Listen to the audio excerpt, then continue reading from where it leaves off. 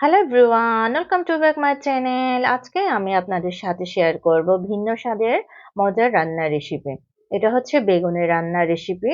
আপনারা দেখতে পাচ্ছেন বেগুনের এই রান্নার রেসিপি থাকলে কিন্তু গরম ভাতের সাথে আর কিচ্ছু লাগবে না। চাকমা ভাষায় বলা হয় বেগুন গাবি বা বেগুন গ্রেভি। আজকে আমি আপনাদের সাথে এই বেগুন গাবি রেসিপিটি শেয়ার করব।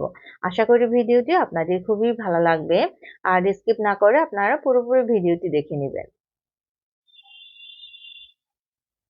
সম্পূর্ণ ভিন্ন স্টাইলে রান্নার রেসিপি এটা। এবার চলে যাব আমি মূল রান্নাতে। এখানে বেগুন নিয়েছি 4টা ছোট সাইজের বেগুন। এগুলো কিন্তু পাহাড়েরই বেগুন। এই রান্নার জন্য আমি নিয়েছি এখানে কাঁচামরিচ। আমি সবসময় কাঁচামরিচটা ব্যবহার করি। আর এই কাঁচামরিচটা হচ্ছে জুমের কাঁচামরিচ। এই মরিচগুলো একটু ঝাল হয়ে থাকে। এখানে নিয়ে নিচ্ছি আমি পেঁয়াজ। পেঁয়াজটা কুচি কুচি করে কেটে নিব। এবার আমি রেডি করে নিচ্ছি স্টিম পেস্ট। এটাকে আমি পানি দিয়ে গুলিয়ে নিয়ে নিব। আপনারা দেখতে পাচ্ছেন। আপনারা যারা আমার ভিডিওটি দেখছেন, প্লিজ আমার এই রেসিপিটি আপনারা একবার হলেও ট্রাই করে নেবেন। এবার আমি তেল গরম হওয়ার পরে এখানে দিয়ে দিব পেঁয়াজ কুচি। আমি এখানে বেশি তেল দিইনি, সামান্য তেল দিয়েছি। আর কোনো মশলা আমি ব্যবহার করব না। এরপর দিয়ে দিচ্ছি এখানে হলুদের গুঁড়ো, পরিমাণ মতো লবণ, আর দিয়ে দিব কাঁচামরিচ বাটা। এভাবে আমি সামান্য ভেজে নিয়ে এখানে দিয়ে দিব আমি স্টিম পেস্টের গলিয়ে রাখা পানিটা। আমি একটু পানিটা বেশি করে দিব। পানি দেওয়ার পরে আমি এটা 10 মিনিটের মতো সিদ্ধ করে নেব।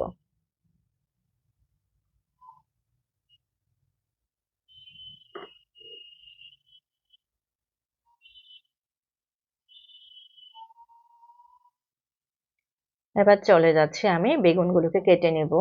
আমি বেগুনগুলোকে কিন্তু একেবারে ভাগ করে নিব না। আপনারা দেখেন আমি যেভাবে কেটে নিচ্ছি। আর বেগুনটা কাটার সাথে সাথে কিন্তু আপনাকে সিদ্ধ হওয়া পানির মধ্যে দিতে হবে, না হয় কিন্তু বেগুনগুলো কালো হয়ে যাবে আর দেখতেও ভালো লাগবে না। এই যে দেখেন, বেগুনের উপরে যে খোসা থাকে আমি ওইটাই ফেলে দিচ্ছি শুধু।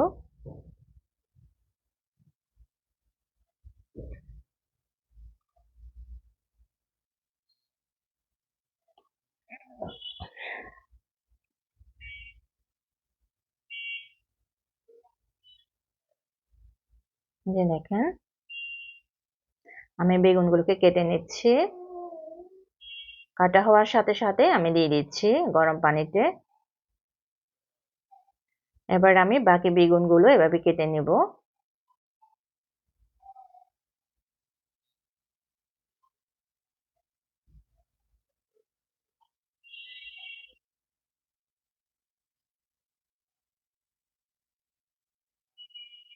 এবার বেগুনগুলোকে নেড়ে চেড়ে দিয়ে আমি ঢাকনা দিয়ে সিদ্ধ না হওয়া পর্যন্ত সিদ্ধ করে নেব। আর এদিকে আমি রেডি করে নিয়েছি চালের গুঁড়া। আমি চালের গুঁড়া নিয়েছি 4 চা চামচ।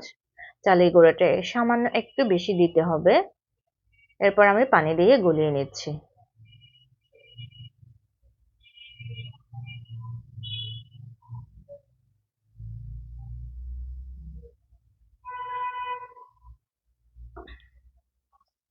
বেগুনগুলো সিদ্ধ হওয়ার পর আমি চালের গুঁড়াটা ঢেলে দিব। বেগুনের কালারটা কি সুন্দর আসছে দেখছেন, একেবারে গ্রিন। মনে হয় কি এখনই খেয়ে ফেলবো।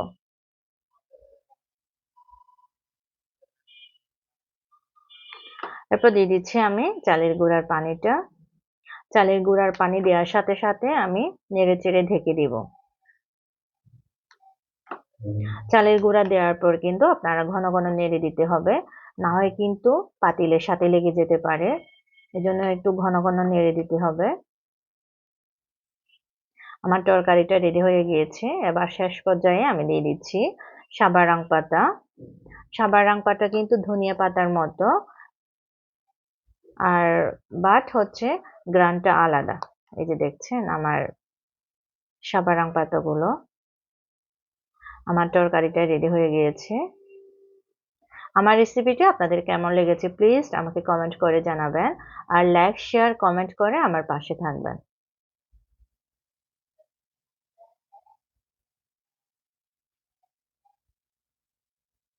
আর এভাবে আপনারা গরম গরম গরম ভাতের সাথে পরিবেশন করুন। আমার ভিডিওটি দেখার জন্য আপনাদেরকে অসংখ্য ধন্যবাদ। যারা নতুন আমার ভিডিওটি দেখবেন প্লিজ আমার চ্যানেলটি সাবস্ক্রাইব করতে ভুলবেন না।